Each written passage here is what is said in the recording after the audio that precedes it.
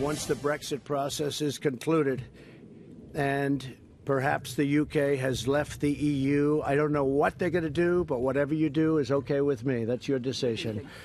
Whatever you're going to do is okay with us. Just make sure we can trade together. That's all that matters. The United States looks forward to finalizing a great bilateral trade agreement with the United Kingdom. This is an incredible opportunity for our two countries, and we will seize it fully.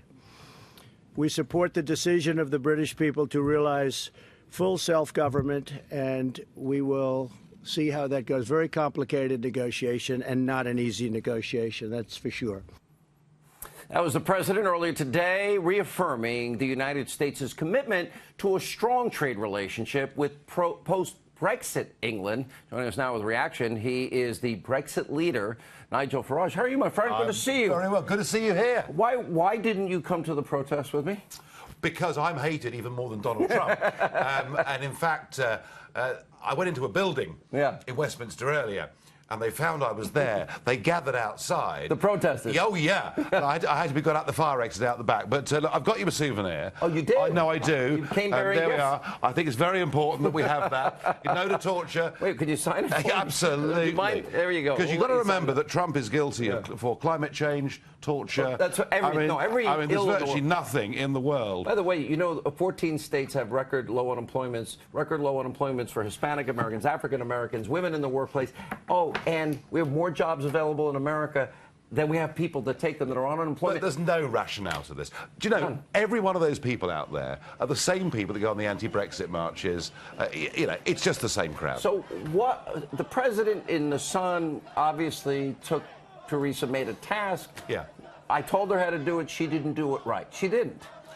Truth of it is, Trump believes in Brexit. The whole administration believes in Brexit. Why? Because they believe in nation states. Why? Because they understand that the European Union is the epicenter of the globalist project. That's what Hillary was for. That's what Donald was against. That's what the election was about. Yeah. And you won by a big margin here. We did win by a big margin, but what we've got now, a couple of years on, is an establishment fighting back very hard. A very weak Prime Minister who doesn't really believe in what she's doing. She says the right thing and never does it. No, she says the right thing and does the opposite. It's quite extraordinary. Yeah, exactly. I mean, I think they wind her up at the back in the morning, you know, and she... Oh, ouch. She robotically says, we're taking back control of our laws, borders and money, and it sounds great. And then you see what she does and it's different. But I also think this. From the early days of the administration, I remember talking to people around the president, and they were saying to me how excited they were about a free trade deal with the UK. Why? Because it showed the world... It's in jeopardy. Showed the world that America's not protectionist, but it wants fair trade. Free and fair all right? trade. Absolutely.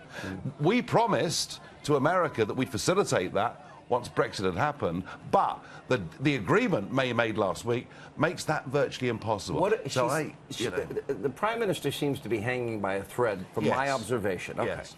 Boris Johnson, big speech coming up on Monday.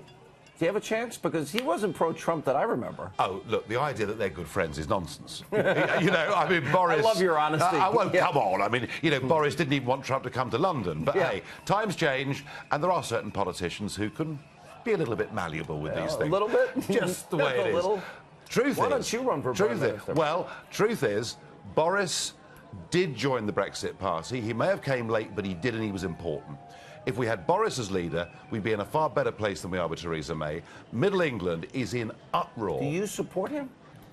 Well, Why not you? Because you were the Brexit leader. Yeah, well, I kind of step back a bit from frontline politics in Britain, but if they drop the ball, and if the Conservative Party cannot sort this out, I'll be back. And next time, no more Mr. Nice Guy. Okay, I'll take that as a yes. Okay. The last question. Listen, we love our friends in Great Britain.